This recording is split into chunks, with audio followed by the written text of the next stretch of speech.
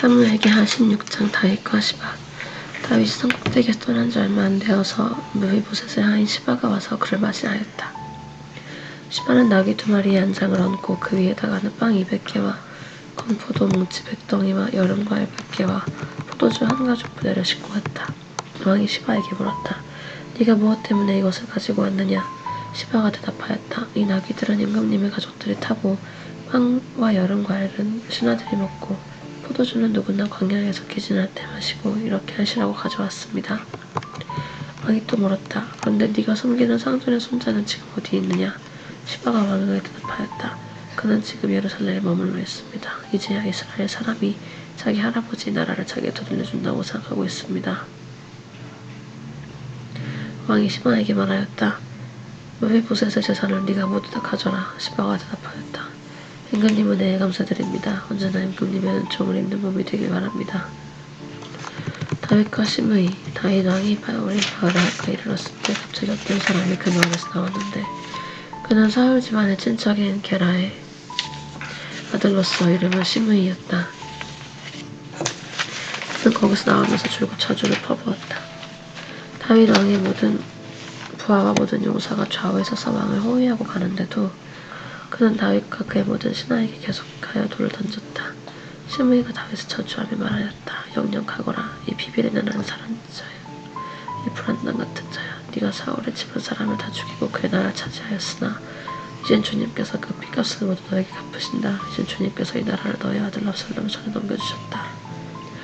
이러한 형벌은 너와 같은 살인자가 마땅히 받아야 할 재앙이다.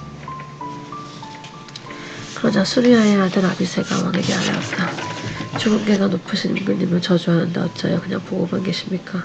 제가 당장 건너가서 그의 머리를 잘라버리겠습니다. 왕이 대답하였다. 수리아의 아들아, 나의 일에 너희가 왜 나섰느냐? 주님께서 그에게 다윗을 저주하라고 분부하셔서 그가 저주하는 것이라면 그가 나를 저주한다고 누가 그런 담을 할 수 있겠느냐? 그런 다음에 다윗이 아비새와 자기의 모든 신하에게 말하였다. 생각하여 보시오. 남의 몸에서 태어난 자식도 나의 목숨을 노리고 있는데 이러한 때에 하물며 저 베냐민 사람이여 더 말해 무엇하겠소. 주님께서 그에게 그렇게 하라고 시키신 것이니 그가 저주하게 내버려 두시오. 혹시 주님께서 나의 비참한 모습을 보시고 오늘 시므이가 한 저주 대신에 오히려 나에게 좋은 것으로 갚아주실지 누가 알겠소. 다윗과 그 부하들은 계속하여 길을 갔다. 그래도 시므이는 여전히 산비탈 타고 다윗을 따라가면서 저주하며 그 곁에 돌을 던지고 흙먼지를 뿌렸다. 왕과 그를 따르는 백성이 요단강에 이르렀을 때 그들은 매우 지쳤으므로 거기에서 쉬면서 기운을 되찾았다. 압살롬의 입성과 후세의 위장 전향. 압살롬은 그를 따르는 이스라엘 백성의 큰 무리를 거느리고 예루살렘으로 입성하여 아히도벨도 그와 함께 들어왔다. 그때 다윗의 친구인 아렉 사람 후세가 압살롬을 찾아와서 압살롬을 보고 임금님 만세, 임금님 만세 하고 외쳤다. 그러자 압살롬이 후세에게 물었다. 이것이 친구를 대하는 그대의 우정이요. 어찌하여 그대의 친구를 따라 떠나지 않았소? 후세가 압살롬에 대답하였다. 그렇지 않습니다. 오히려 저는 주님께서 뽑으시고 이 백성과 온 이스라엘 사람이 뽑아 세운 분의 편이 되어서 그분과 함께 지낼 작정입니다. 제가 다른 누굴 또 섬길 수 있겠습니까? 당연히 부왕의 아드님을 섬겨야 하지 않겠습니까? 그러므로 제가 전에 부왕을 섬긴 것과 같이 이제 임금님을 섬기겠습니다. 압살롬이 아히도벨에게 물었다. 이제 우리가 무슨 일부터 해야 될지 의견대로 내어보시오. 아히도벨이 압살롬에게 말하였다. 부왕이 왕국을 지키라고 남겨둔 후궁들과 동침하십시오. 안돼. 이렇게 임금님께서 부왕에게 미움받을 일을 하였다는 소문을 온 이스라엘이 들으면 임금님을 따르는 모든 사람들이 더욱 힘을 낼 것입니다. 그리하여 사람들이 옥상 위에 압살롬이 들어가 장막을 차려주니 온 이스라엘이 보는 앞에서 압살롬이 자기 아버지의 후궁들과 동침하였다. 사람들은 아히도벨이 베푸는 모략은 무엇이든지 마치 하나님께 여쭈어서 받은 말씀과 꼭 같이 여겼다. 다윗도 그러하였지만 압살롬도 그러하였다. 사무엘기 하 17장. 압살롬이 아히도벨의 제안을 따르지 않다. 아히도벨은 압살롬에게 또 이와 같이 말하였다. 부디 내가 12,000명을 뽑아서 출동하여 오늘 밤으로 당장 다윗을 쫓도록 허락하여 주십시오. 그가 지쳐서 힘이 없을 때 내가 그를 덮쳐서 겁에 질리게 하면 그를 따르는 모든 백성이 달아날 것입니다. 그때 내가 왕만을 쳐서 죽이면 됩니다. 그렇게만 되면 내가 온 백성을 다시 임금님께로 돌아오게 할 수 있습니다. 아내가 남편에게 돌아오듯이 백성이 그렇게 임금님께로 돌아올 것입니다. 임금님께서 노리시는 목숨도 오직 한 사람의 목숨입니다. 나머지 백성은 안전할 것입니다. 압살롬만 아니라 이스라엘의 모든 장로도 이 말을 옳게 여겼다. 그러나 압살롬은 아랫 사람 후세도 불러다가 그가 하는 말도 들어보자고 하였다.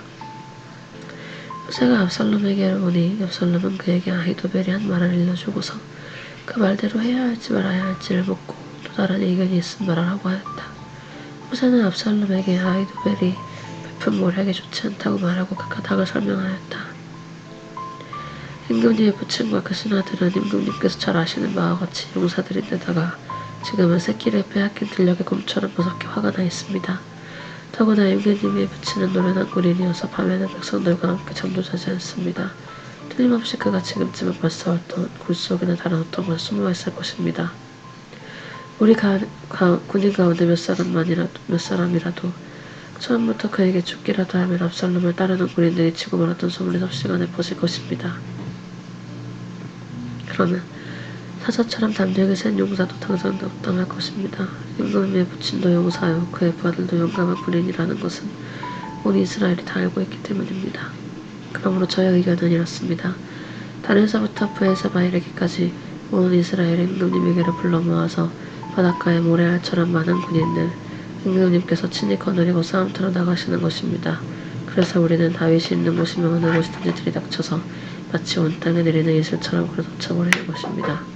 그러면 그는 물론이려니와 그와 함께 있는 모든 사람 가운데서 한 사람도 살아남지 못할 것입니다. 또 그가 어떤 성읍으로 물러나면 온 이스라엘이 굵은 밧줄을 가져다가 그 성읍을 동여매어 계곡 아래로 끌어내려서 성이 서 있던 언덕에 돌멩이 하나도 찾아볼 수 없게 하시는 것입니다. 물론에 그러자 압살롬과 온 이스라엘 사람이 아렉 사람 후세의 모략이 아히도벨의 모략보다 더 좋다고 찬성하였다.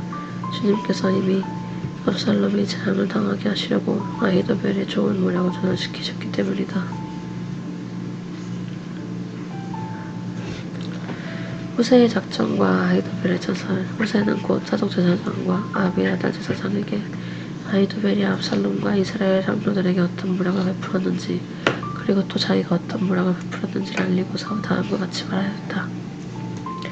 이제 빨리 다윗과 함께 사람을 보내서 오늘 밤에 광야의 나루터에서 묵지 말고 빨리 강을 건너가라고 전하십시오. 그렇지 않으면 임금님만이 아니라 임금님과 함께 있는 백성까지 모두 전멸을 당할 것입니다. 한편 아비아달의 아들 요나단과 사독의 아들 아히마아스는 예루살렘 바깥의 엔록의 샘터에서 대기하고 있었다. 그들은 사람들 눈에 띄지 않으려고 성 안으로 들어드는 것을 삼갔다. 거기다가 여종이 그들에게 가서 소식을 전하여주면 그들이 그 소식을 받아서 직접 다윗에게 전하곤 하였다. 그런데 그만 한 젊은이가 그들을 보고서 압살롬에게 가서 일러 바친다. 탈로가 난 줄 알고서 그 두 사람은 재빨리 그곳을 떠나 바울인 마을로 가서 어떤 사람의 집으로 들어갔다. 그 집 마당에 우물이 있었는데 그들은 그 속으로 들어가 내려갔다. 그 집 여인은 덮을 것을 가져다가 우물하기에 펴놓고 그 위에 찌는 볼을 넣어놓아서 아무도 눈치를 채지 못하게 하였다. 압살롬의 종들이 그 집으로 들어와서 그 여인에게 물었다. 아히마아스와 요나단이 어디 있느냐? 그 여인이 그들에게 대답하였다. 그들은 방금 저 강을 건너갔습니다. 그들이 쫓아갔으나 찾지 못하고 예루살렘으로 돌아갔다. 그들이 돌아간 뒤에 그 두 사람이 우물 속에서 올라와 다윗에게 가서 이 소식을 전하였다. 그들은 다윗에게 아히도벨이 다윗 일행을 해치려고 어떤 계획을 세웠는지를 알리고 어서 일어나서 강을 건너가라고 재촉하였다. 그래서 다윗이 자기와 함께 있는 백성을 거느리고 거기서 떠나 요단강을 건너가는데 날이 새 때까지 요단강을 건너지 못한 사람은 하나도 없었다. 아히도벨은 자기 모략대로 이루어지지 않은 것을 보자 나귀 한 장을 지워서 타고 거기서 떠나 자기 고향집으로 돌아갔다. 거기서 그는 집안일을 정리한 뒤에 몸을 메어서 죽었다. 그는 이렇게 죽어서 자기 아버지 무덤에 묻혔다. 다윗이 마하나임에 이르렀을 때에 압살롬이 비로소 이스라엘의 온 군대 직접 거느리고 그를 건넜다. 압살롬은 요압 대신에 아마사를 군지휘관으로 세웠는데 아마사는 이드라라는 이스마엘 사람의 아들이다. 이드라는 나하스의 딸 아비갈과 결혼하여 아마사를 낳았는데 아비갈은 요압의 어머니 수르야의 여동생이다. 이렇게 온 이스라엘과 압살롬이 길르앗 땅에 진을 쳤다. 다윗이 마하나임에 다다르니 암몬 족속의 도성 라빠에서 나하스 아들 소비가 찾아오고 로데발에서는 암미엘의 아들 바길이 찾아오고 로길림에서는 길르앗 사람 바르실레가 찾아왔다. 그들이 침대와 이부자리와 대야와 질그릇도 가지고 오고 밀과 보리와 밀가루와 묵건곡식과 콩깍밭과 볶음식도 가지고 왔다. 그들은 그 많은 사람이 광야에서 굶주리고 지치고 목말랐을 것이라 생각하고서 꿀과 버터와 양고기와 치즈도 가져다가 다윗과 그를 따르는 사람들에게 주었다. 사무엘하 18장 압살롬의 패전. 다윗은 자기와 함께 있는 백성을 점검하여 보고 그들 위에 천부장들과 백부장들을 세웠다. 다윗은 또 모든 백성을 셋대로 나눈 뒤에 3분의 1은 요압에게 맡기고 또 3분의 1은 수리아의 아들이며 요압의 동생인 아비새에게 맡기고 나머지 3분의 1은 가드 사람 이때에게 맡겼다. 그런 다음 왕이 온 백성에게 자기도 그들과 함께 싸움터로 나가겠다고 선언하니 온 백성이 외쳤다. 임금님께서 나가시면 안됩니다. 우리가 도망을 친다 하여도 그들이 우리에게는 마음을 두지 않을 것이며 우리가 절반이나 죽는다 하여도 그들은 우리에게 마음을 두지 않을 것입니다. 임금님은 우리들 만명과 다른 없으십니다. 그러니 임금님은 이제 성 안에 계시면서 우리를 도우시는 것이 더 좋겠습니다. 그러자 왕은 그들의 의견을 따르겠다 말하고 성문 끝에 서 있으니 온 백성이 100명씩 1000명씩 부대별로 나아갔다. 그때 왕이 요압과 아비새와 이태에게 부탁하였다. 나를 생각해서라도 저 어린 압살롬을 너그럽게 대하여 주시오. 왕이 압살롬을 너그럽게 대하여 달라고 모든 지휘관에게 부탁하는 말에 온 백성이 다 들었다. 다윗의 군대가 이스라엘 사람과 싸우려고 들녘으로 나아가서 에브라임 소속에서 싸움을 하였다. 거기서 이스라엘 백성이 다윗의 부하들에게 패하였는데 그날은 그날 거기에서 크게 패하여서 20,000명이나 죽었다. 싸움이 온 땅 사방으로 번져나가자 그날 숲속에서 목숨을 잃은 군인이 칼에 찔려 죽은 군인보다 더 많았다.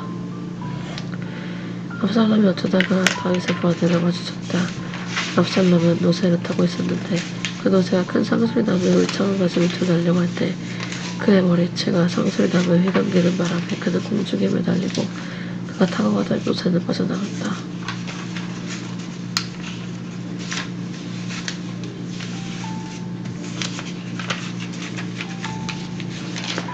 어떤 사람이 이것을 보고서 요압에게 알려주었다. 압살롬이 상수리 나무에 매달렸습니다. 요압이 자기에게 소식을 전하여준 그 사람에게 말했다. 네가 그를 보았는데도 왜 그를 당당하게 쳐서 땅에 쓰러뜨리지 않았느냐. 그랬더라면 내가 너에게 은 10개와 띠 하나를 주었을 것이다. 그 사람이 요압에게 대답하였다.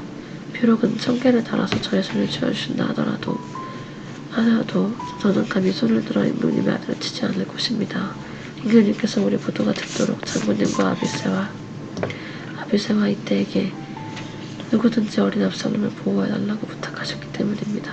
제가 임금님을 속이고 그의 생명을 해치면 임금님 앞에서는 아무 일도 섬길 수가 없기 때문에 장군님까지도 저에게서 등을 돌릴 것입니다.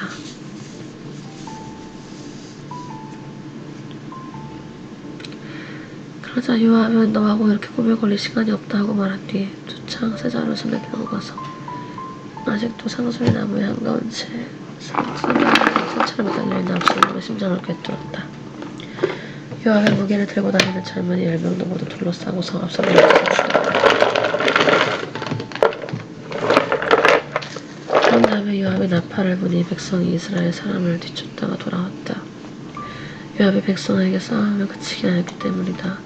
그들은 압살롬을 들어다가 숲속의 깊은 구덩이에 집어던지고 그 위에다가 아주 큰 돌무더기를 쌓았다.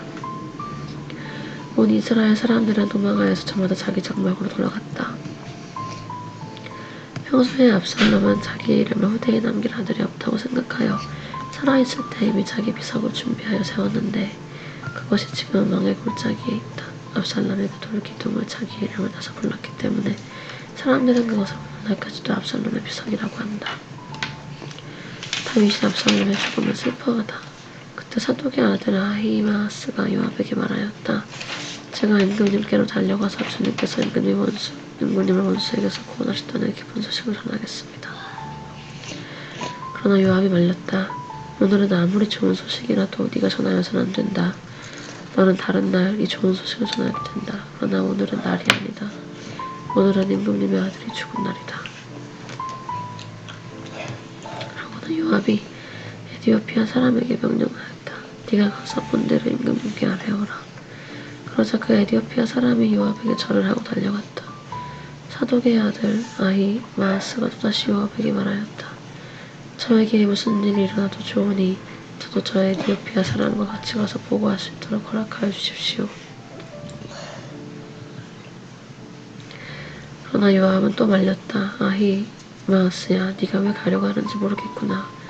네가 가보아야 이 소식으로는 아무 상도 받지 못한다.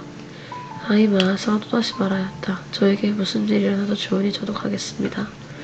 요압이 그에게 말하였다. 그렇다면 더 말리지 않겠다. 아히마아스는 요단 계곡을 지나는 길로 달려서 에디오피아 사람을 앞질렀다. 그때 다윗은 두 성문 곧 안문과 바깥문 사이에 앉아 있었는데 파수꾼이 성문 지붕 위로 올라가서 성벽 위에서 멀리 바라보고 있다가 어떤 사람이 혼자 달려오는 것을 보았다. 파수꾼이 큰 소리로 이 사실을 왕에게 알리니 왕이 혼자 오는 사람이면 좋은 소식을 전하는 사람이라고 대답하였다. 그 사람이 점점 더 가까이 이르렀다. 파수꾼이 보니 또 한 사람이 달려오고 있었다. 파수꾼이 큰 소리로 문지기게 또 한 사람이 달려온다고 외치니 왕은 그도 좋은 소식으로 사람이 달리는 것이 사독의 아들 아히마아스가 달리는 것과 같습니다. 그러자 왕이 대답하였다.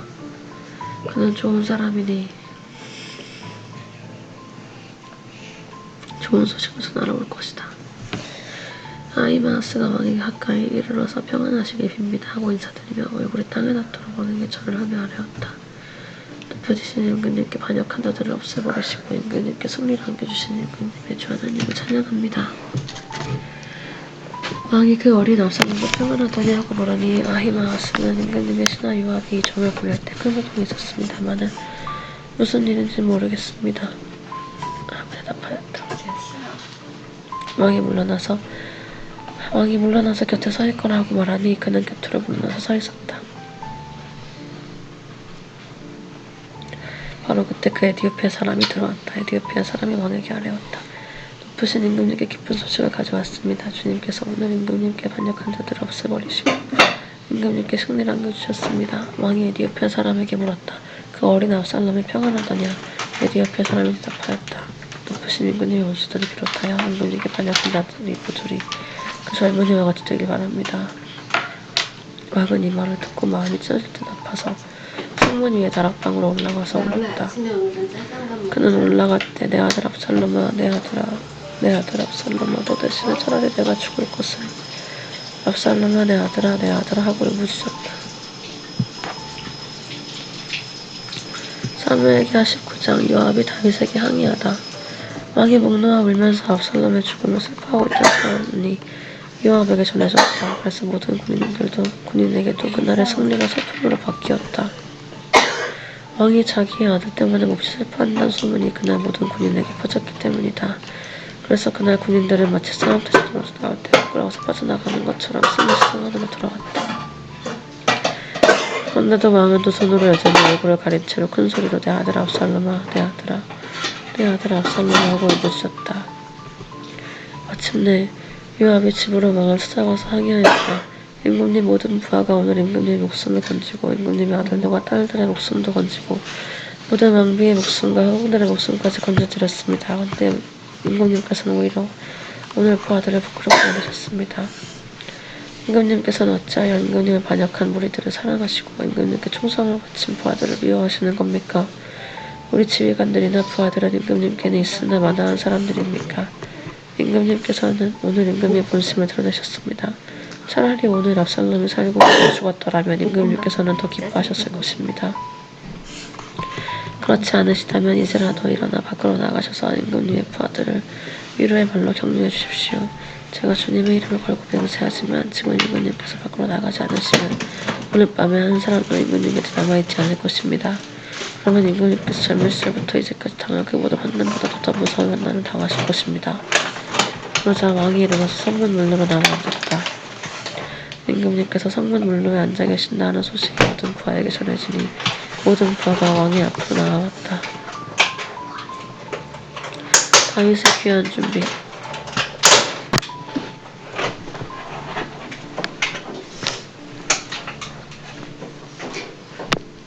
그 사이에 이스라엘 사람들은 모두 도망하여 저마다 자기 집으로 들어간다.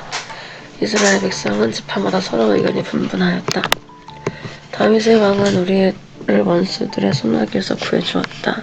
블레셋 사람의 손아귀에서도 우리를 건져주었다. 그러나 지금은 압살롬을 피해서 이 나라에서 떠나 있다. 우리가 기름 부어서 세운 압살롬은 싸움터에서 죽었다. 그러니 이제 우리가 다윗 왕을 다시 왕궁으로 모셔오는 일을 주저할 필요가 어디 있는가. 온 이스라엘이 하는 말이 다윗 왕에게 전달되었다. 다윗 왕은 두세 대장 사독과 아비아달에게 사람을 보내어 이렇게 말하였다.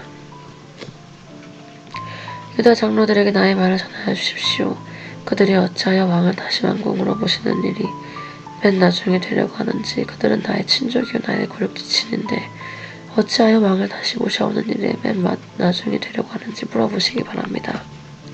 그리고 아마사에게는 그가 나의 굴욕지친이면서도 요압을 대신하여 군대 사령관이 되지 않겠다면 하나님이 나에게 무슨 벌을 내리시더라도 내가 다르게 받겠다고 하더라고 알려주십시오. 이렇게 다윗이 모든 유다 사람의 마음을 하나같이 자기 쪽으로 기울게 하니 그들이 왕에게 사람을 보내어서 말하였다. 임금님께서는 부하들을 모두 거느리고 어서 빨리 돌아오시기 바랍니다. 다윗 왕이 돌아오는 길에 요단강가에 이르렀는데 유다 사람들이 왕을 맞이하여 요단강을 건너게 하려고 이미 길갈에 와 있었다. 바울임에 사는 베냐민 사람으로 게라의 아들인 시므이도 깊이 와서 다윗 왕을 맞이하려고 모든 유다 사람들과 함께 내려왔다. 그는 베냐민 사람 1000명을 거느리고 사울 집안의 종 시바와 함께 왔는데 시바도 자기 아들 15명과 자기 종 20명을 다 데리고 나아왔다. 이들은 요단강을 건너서 왕 앞으로 나아왔다. 그들은 왕의 가족이 강을 건너는 일을 도와서 왕의 환심을 사려고 나룻배로 건너왔다.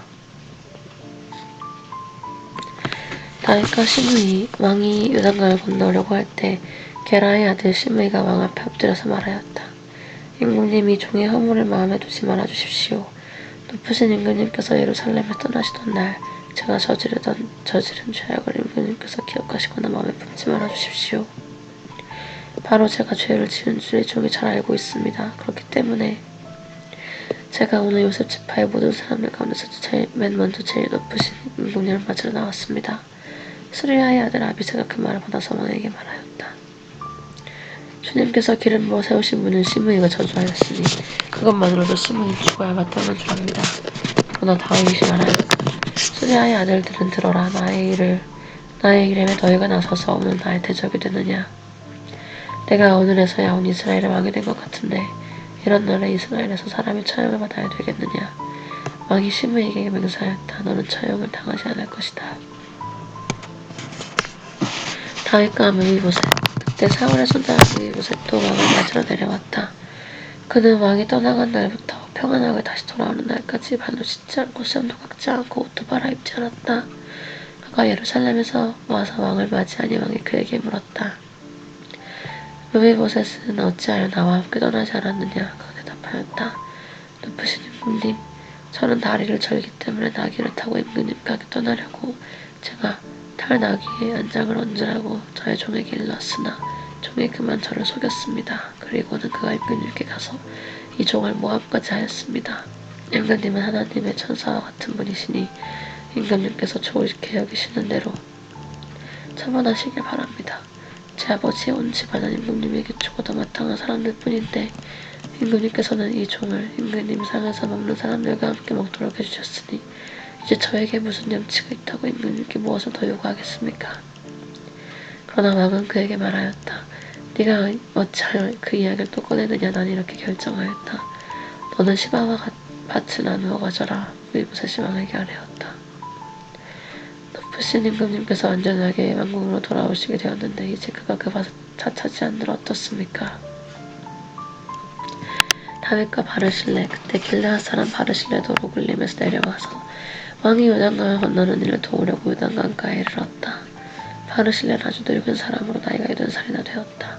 그는 큰 부자였으므로 왕이 마하나임에 머물러 있는 동안에 왕에게 음식을 공급하였다. 왕이 바르실레에게 말하였다. 노인께서 나와 함께 건너가시지요. 나와 함께 가시면 내가 잘 대접하겠습니다. 그러나 바르실레는 왕에게 아뢰었다. 제가 얼마나 더 오래 산다고 임금님과 함께 예루살렘으로 올라가겠습니까? 제 나이가 지금 80입니다. 제가 이 나이에 좋은 것과 나쁜 것을 어떻게 가릴 줄 알겠습니까? 이 종이 무엇을 먹고 무엇을 마신들 그 맛을 알긴 하겠습니까? 노래하는 남녀가 아름다운 노래를 부른들 제가 이 나이에 잘 알아듣기는 하겠습니까? 그러니 이 종이 높으신 임금님께 다시 짐이 되어서야 되겠습니까? 이 종은 임금님을 모시고 요단강을 건너가려는 것뿐인데